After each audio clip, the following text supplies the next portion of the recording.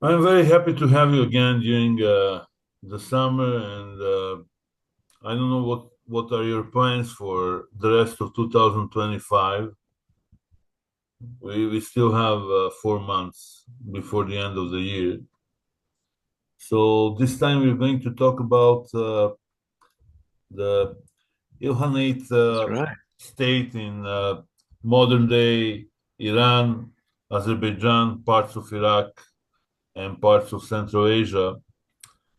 Who established the Ilkhanate state and where the first rulers of the state came from? Yes. Anyway, the Ilkhanate, the first of the Ilkhans was Hulagu, who was the brother of two of the great Khans of the Mongol Empire, Munkeh Khan and Kublai Khan. These were both grandsons of Chinggis Khan. Hulagu was sent west by his brother Munkeh to conquer and subdue the Ismailis.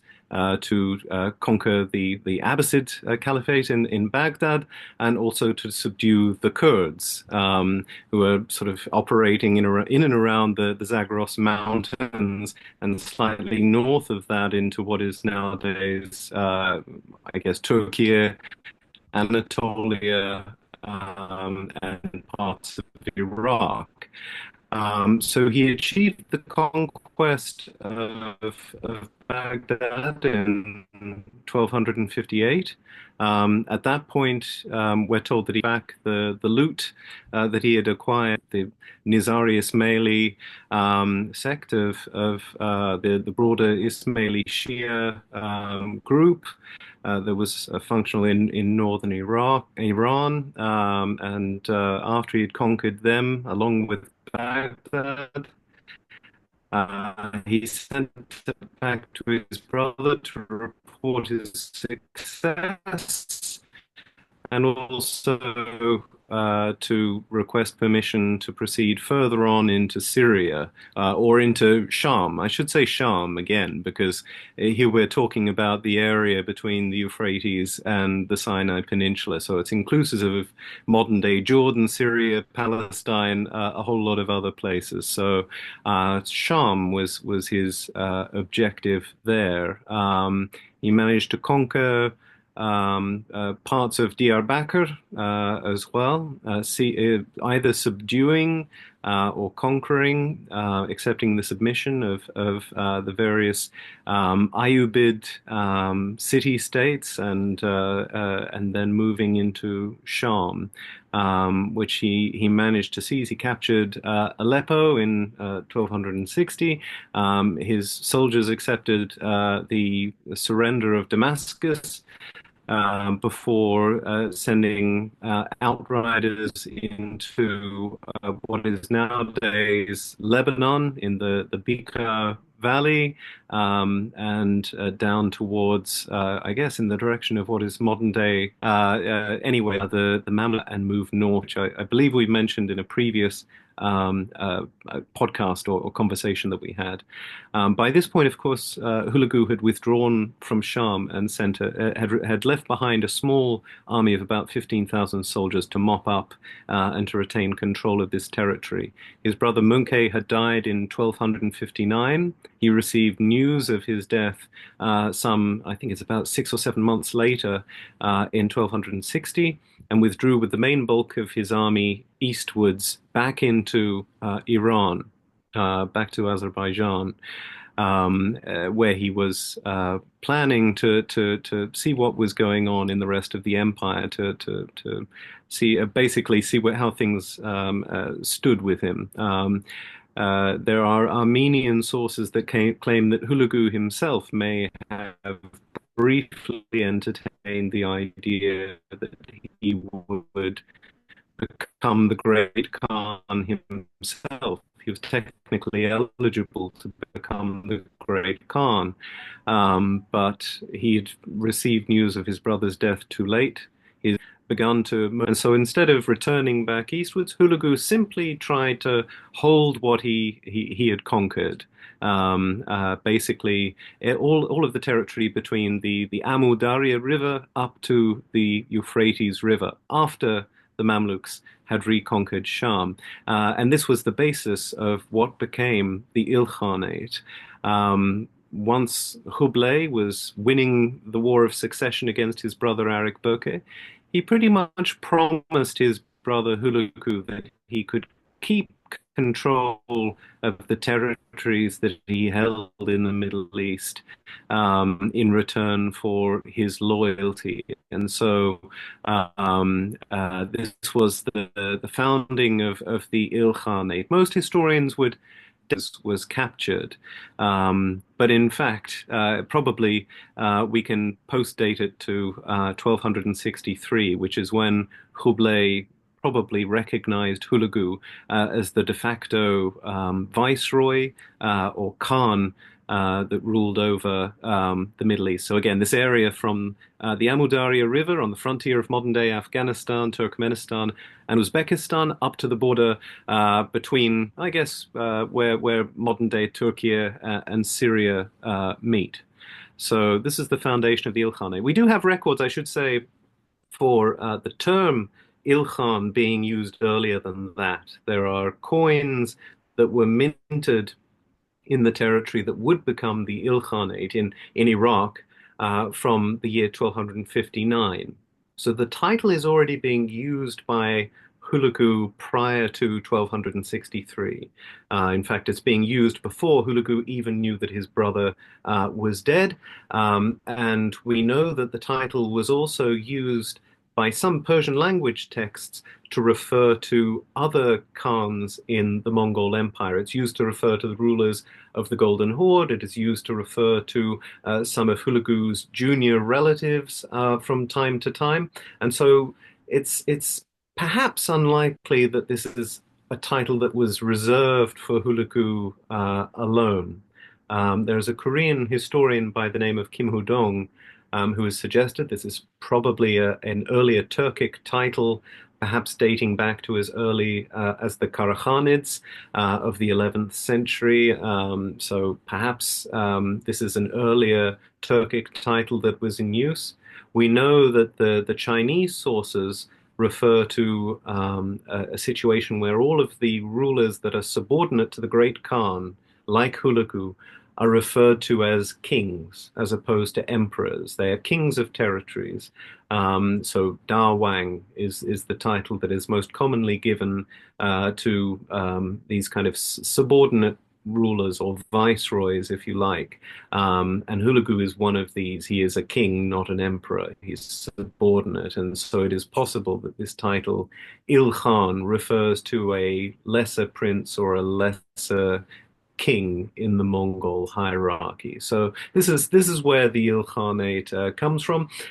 It flourishes up until the year 1335, when many people would argue that the last effective Ilkhan, Abu Sa'id, died.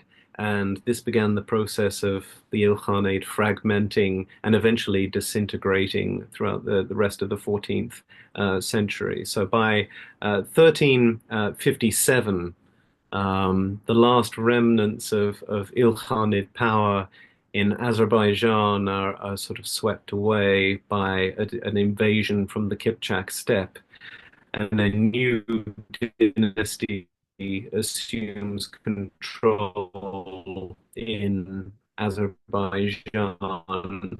And basically, this is not the end of Mongol rule in Iran, but it is effectively the end of the Ilkhanid period of its history. Yeah. What were the relations between the Ilkhanate Khanate and the rest of the Mongol realm?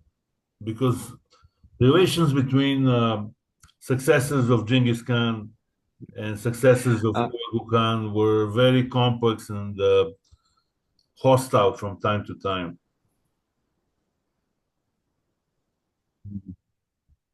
Definitely about these subordinate kings or these ilkhans. if we're going to use the term that way. It would be perhaps controversial for me to refer to some of these other rulers as Ilkhan. I'm not sure that there's kind of universal consensus on me using that term in that way, but if we say these subordinate Khans who are under the Great Khan, one of his main jobs is to allocate pastures and people to his relatives who share in control of the empire. Now, who gets what pastures and who gets what people is a bone of contention because these positions are held on a hereditary basis.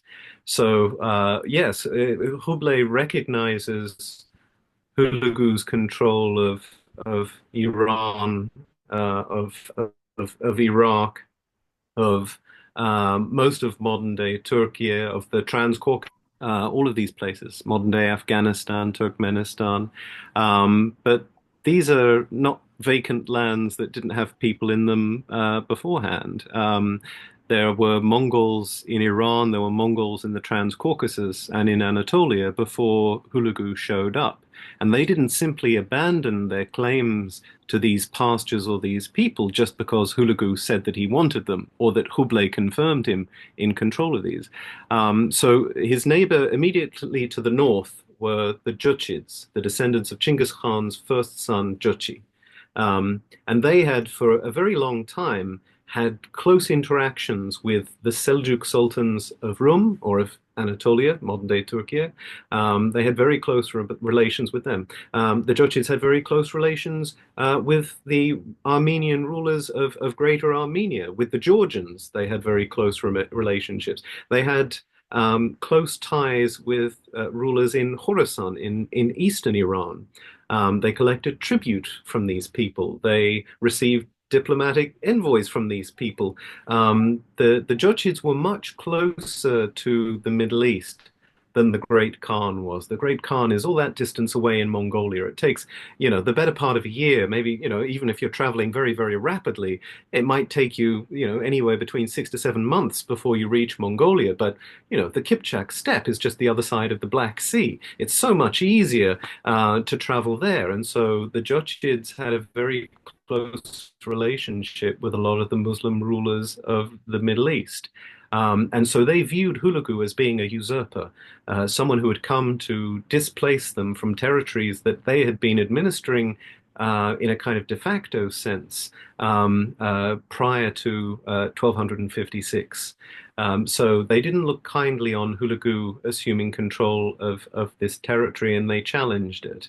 As early as 1261, Berke Khan, the first Muslim ruler of the Jochid Ulus, led an army south of the Caucasus Mountains to try and most likely to link up or try to reestablish control over Anatolia. This was a failed attempt at seizing back this territory, but there were also claims to territories further east. Ilkhanate and Jochid armies were at war in the area around Khwarezm in modern-day Uzbekistan, and this remained an ongoing problem. As I mentioned before, after the collapse of the Ilkhanate in 1357, Ulus manages to conquer Tabriz. He finally achieves this objective that Jochid rulers for a century before him had been trying to achieve. He finally manages to do it and fulfill this promise. But there are many other Jochid rulers who feel like they've been shortchanged, that their land has been taken from them. So the Jochids and the Ilkhanids had frosty relations. The neighbors to the east, in Turan or Turkestan, again, what is nowadays Uzbekistan, parts of southeastern Kazakhstan, Uyghuristan, all of these territories that were under the control of the Chagatais, they also had a difficult relationship with the Ilkhans, who likewise they viewed as usurping parts of the territory that they had formerly held influence over, especially in parts of Afghanistan. Added to this problem, was that the Chagatais wanted an outlet for their military energies. The Chagatais were surrounded by the Empire, the great Khan to the east, by the Ilkhanate to the west, and by the Jochids to the north. To the south, there are the Pamir Mountains. So very difficult for them to do anything there. So they really had no outlet for further conquest, and this was a big problem for them. The natural outlet was through Afghanistan into the Sultanate of Delhi, into what is nowadays Pakistan and northern India, but the Ilkhanate was blocking this route. So in 1269, the ruler of the Chagatai Khanate or Ulus, a man by the name of Barak Khan, challenged Hulagu's successor for control of eastern Iran, for control of Khorasan. And in his list of complaints, one of them is that Chagatai soldiers, Chagatai armies helped to conquer Iran, and they wanted this corridor leading into India. This claim to land and to pastures was denied by the Ilkhan, but in subsequent generations, the Chagatais imposed de facto control over large swaths of what is nowadays Afghanistan. So in the area around Ghazna, they imposed their rule. They sent to the Sultanate of Delhi. So they do manage to claim parts of this territory for themselves. But the relationship between these neighboring khanates is a little more complicated than that, because even these minor khans, they have relatives of their own who are looking for control of pasture land, for control of people, and for control of animals and revenues. And when they don't get that from the Khan of the Chagatais or the Khan of the Jochids, they naturally look to the Ilkhans for support. And so there is a record of regular diplomatic correspondence, not just between these Khans and the Ilkhan, but between the Ilkhan and these minor princes, the Altan Uruk, the golden kin or family, the dynasty of Chinggis Khan. Many of these minor princes still either come and join Hulagu's dynasty and they receive land and pastures and control of people in Iran, or they form alliances with him and his relatives to try and seize control of their own kingdoms. Most cases unsuccessfully, but the relationships were tense. The one area that, or I suppose two areas where the Ilkhans had more favorable relations were with their cousins in the Far East, the descendants of Hublay. Always tended to get along much better with the descendants of Hulagu. They were both descendants of Chinggis Khan's fourth son, Tului, so they had a kinship connection there. But aside from that, distance also probably made them strategic allies against the Chagatais most often, but also against the descendants of Chinggis Khan's third son, Ögedei, from time to time. The descendants of Hulagu viewed Kublai and the great Khans as a source of legitimacy and authority. The great Khans would confirm them in control of their territory and their titles. So this was a productive relationship, albeit one carried out over long distances. The other relationship that blossomed was between the descendants of Jochi's first son, Orda, and the Ilkhans. The descendants of Orda controlled the left wing of the Jochid Empire. The left wing is basically the Far East in what is nowadays Kazakhstan. So the Far East of the Jochid Ulus. And they also were far enough away to have decent relations with the Hulaguids. They're not mentioned very much in the either the Persian or the Arabic literature from this period, but whenever they are mentioned, there is often a kind of a sort of a favorable treatment of them as opposed to the Jochids based on the Kipchak steppe to the north of Iran. So that's a very brief summary of the otherwise very complex relationships that underpin this sort of empire. I think one way of thinking of it is kind of like a patchwork quilt. We often think of the Mongol Empire as being broken up into four main divisions. And while that might be true, these four divisions contain their own tensions, their own factions, their own rivalries, and this can often lead to sort of, strange alliance patterns where the descendants of Hulagu may not get on well with the descendants or the Khans of the Chagatai Ulus, but they maybe get along well with a kind of ancillary line, maybe a kind of junior cadet branch of Chagadai's descendants who feel like they're being left out or being ignored. So yeah, very complicated stuff. But yeah.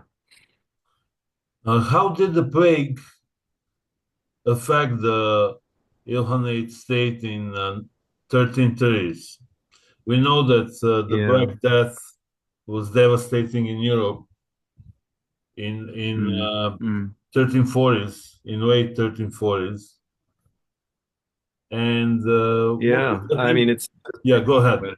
Yeah, what was the impact of I know it's the plague in Ilkhanate state? Well, I mean, that's a really good question, and it's something that is a little complicated to answer because a lot of sources don't reference it very much. The I suppose that the one exception is a reference to the Mongols who are based in Azerbaijan. There is mention of the fact from 1347, the the Mongols find it very difficult to enter Tabriz. In fact, they avoid going into Tabriz because they know that they'll catch the plague. It's that bad that they can't enter of their empire. They can't enter it because they're too worried that they'll catch the plague. Now, unfortunately, we don't have the kind of records that give us an idea of the number of people that were killed off yet. I think that we need to think more imaginatively about the source material that we rely on to tell the story of the plague in Mongol-ruled Iran. This might mean drawing on some sources that are maybe local histories. Maybe some of the Armenian sources have a little bit more detail. The Mamluk sources have an awful lot of information about what the impact of the plague was in Cairo and in Sham, less so about Iran. There is anecdotal information about what is going on there, but not as much information is held there. But what we can say is that the plague coincides with the further erosion of Ilkhanate authority in Iran. It coincides with a period of terrible economic downturn, political division and conflict. It's not a great time to be in Iran. By this point, the Ilkhanate has become fragmented into a number of different successor states based in Khorasan, in Shiraz, in Kerman, in Iraq, in Anatolia, in Azerbaijan. There are all these different successor states. Nobody has the power to control the former Ilkhanate, and the plague probably plays a role in this. There is terrible chaos. One of the foremost historians of the Ilkhanate, the late Ilkhanate, Hamdallah Mustafi Qazvini, is forced to leave the Khan's court in Azerbaijan and forced to leave his hometown of Qazvin to travel south in the hope that things will be better in Shiraz. And he writes a terrible account of his experience. He's constantly in danger from bandit attacks. He struggles to feed himself when he gets to Shiraz. Nobody is willing to give him any help, and he's forced to return back home, completely miserable and disillusioned. And it's most likely that the plague plays a role in this chaos, in this state of despair. It's often not referenced explicitly. It's difficult to know, therefore, what the sort of how the plague contributed.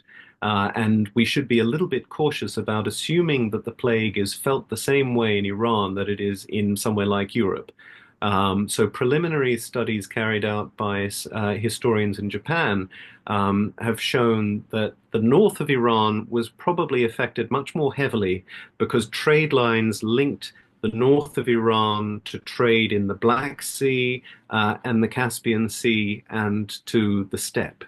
But southern Iran is connected by a different trade line through the Persian Gulf to the Indian Ocean, and was therefore less heavily affected.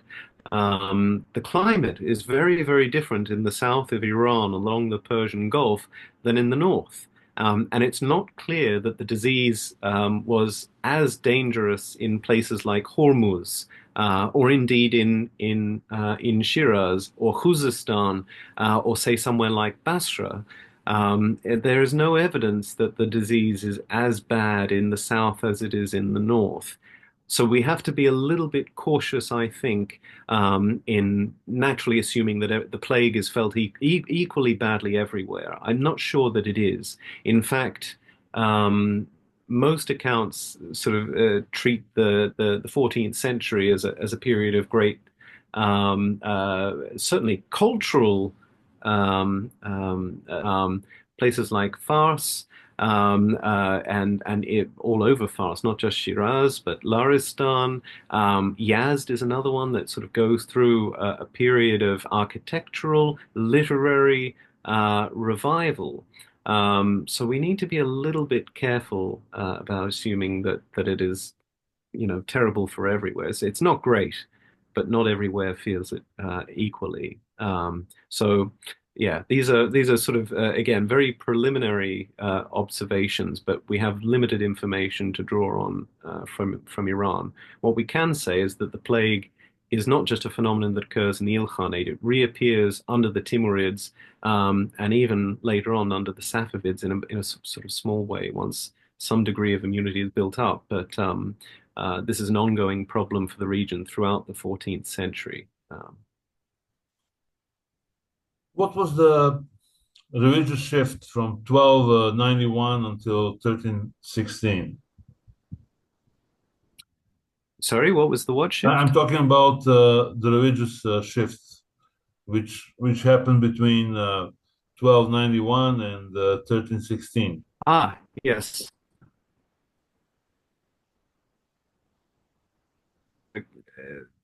Many of the senior leaders of the Ilkhanate convert to Islam. And this is a process that had been taking place gradually over the course of really about sort of 50 to 60 years. Of course, prior to this point, one of the Ilkhans, Ahmad Teguder, had converted to Islam before he took the throne in 1282.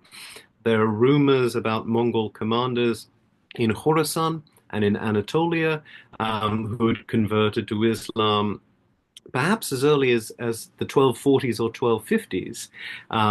But by 1295, when Ghazan Khan assumed the throne of the Ilkhanate, Islam appears to have become, by far and away, the most popular religion amongst the Mongol elites. And there's been some excellent scholarship on why this was the case, because the Mongols very famously had a pretty open sort of policy towards religious practice in their empire.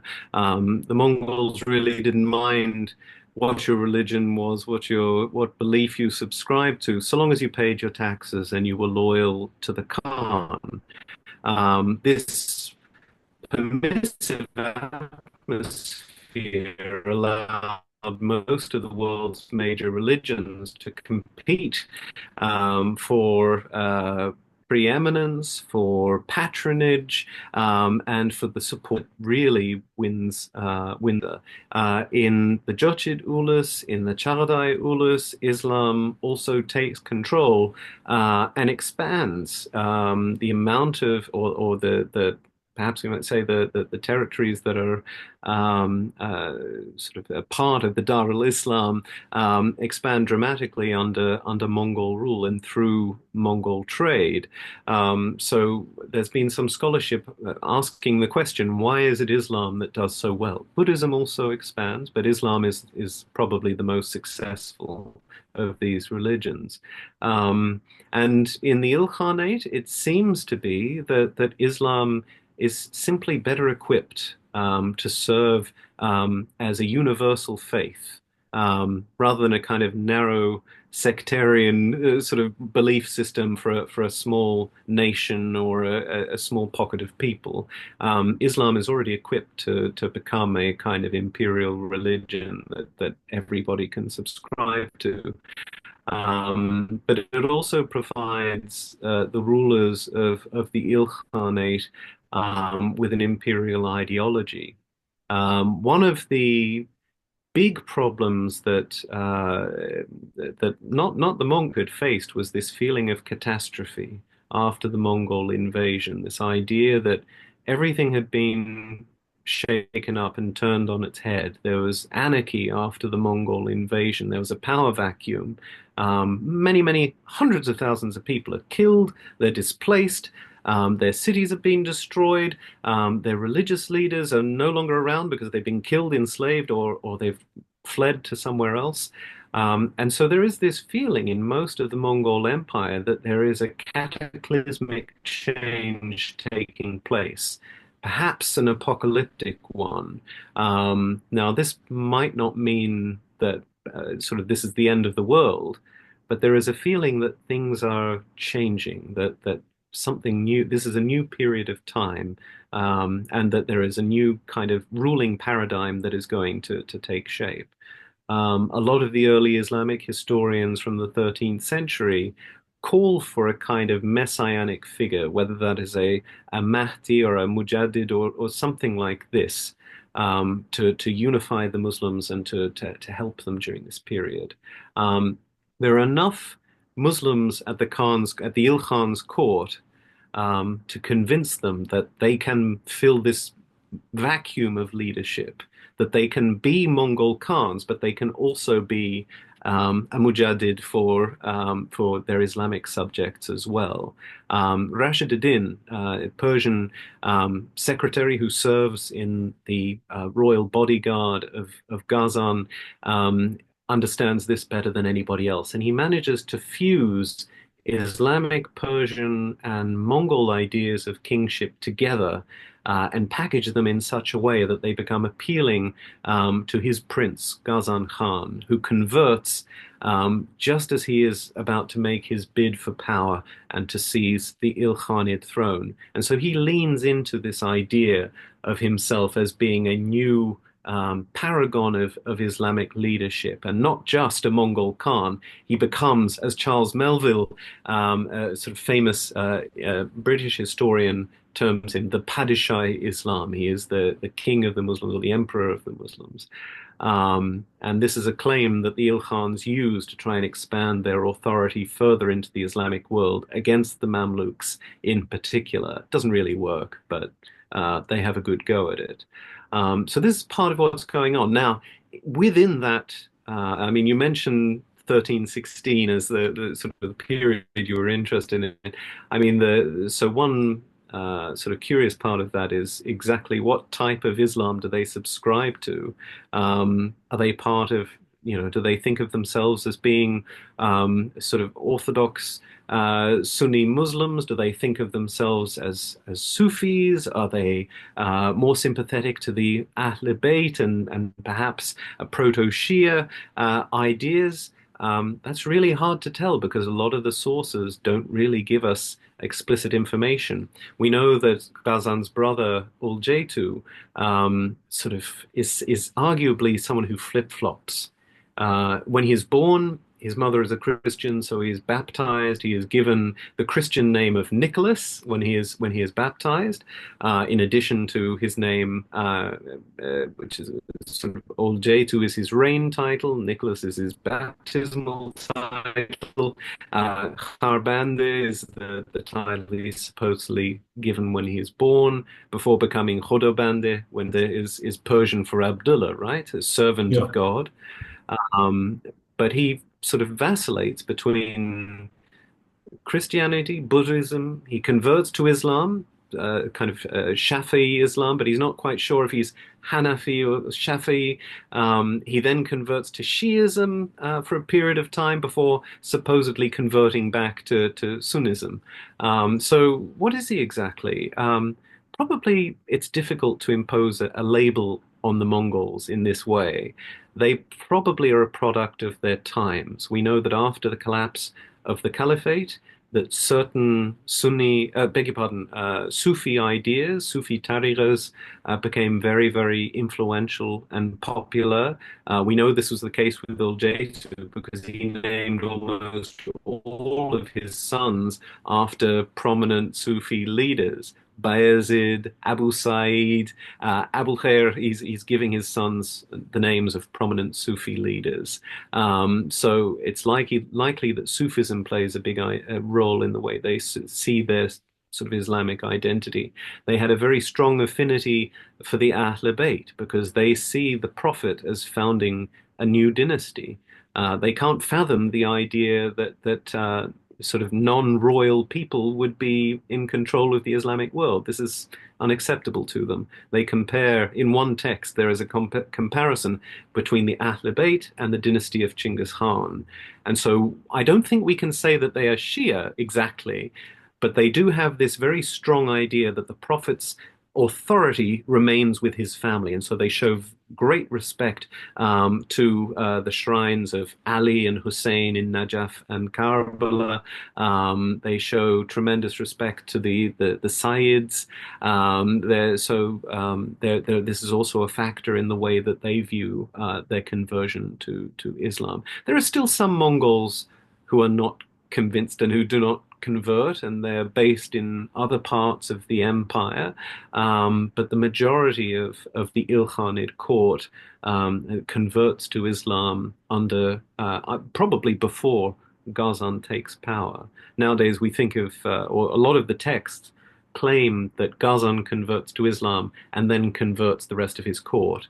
Most modern historians argue that it's the other way around, that it's actually Mongols who are sent to govern in the provinces and then return to the capital who are responsible for converting Ghazan to Islam. He is probably one of the last people at the Mongol court to convert to Islam along with his brother Uljaitu.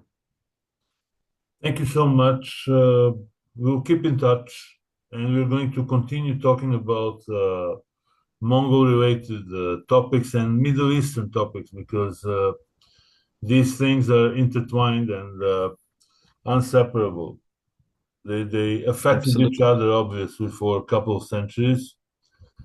I wish you productive summer, and we will definitely talk in the future. We're going to talk in a couple of weeks. Thank you so much. All the best. That sounds great. Always a pleasure to be with you. Thank you. Take care. All Take the care. best. Bye.